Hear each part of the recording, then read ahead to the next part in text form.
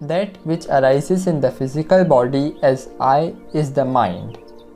If one inquires whence the I thought in the body arises in the first instance, it will be found that it is from Hridayam or the heart. That is the source and stay of the mind. Or again, even if one merely continuously repeats to oneself inwardly I, with the entire mind fixed thereon, that also leads one to the same source. The first and foremost of all the thoughts that arise in the mind is the primal I thought. It is only after the rise or origin of the I thought that innumerable other thoughts arise.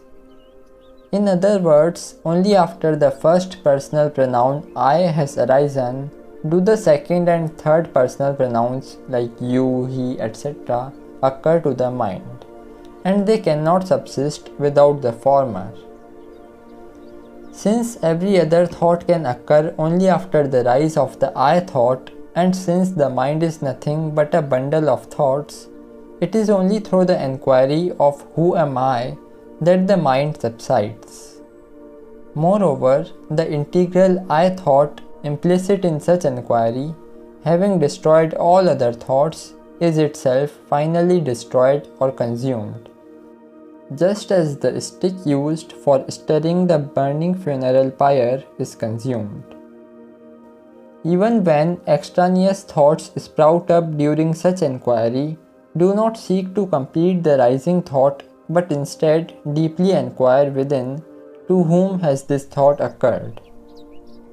No matter how many thoughts thus occur to you, if you would with acute vigilance enquire immediately as and when each individual thought arises, to whom it has occurred, you would find it is to me. If then you enquire who am I, the mind gets introverted and the rising thought also subsides. In this manner, as you persevere more and more in the practice of self-enquiry, the mind acquires increasing strength and power to abide in its source. It is only when the subtle mind is externalized through the activity of the intellect and the sense organs that gross name and form constituting the world appear.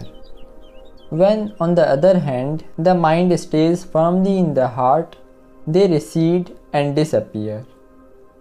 Restraint of the outgoing mind and its absorption in the heart is called introversion, which is antarmukh drishti.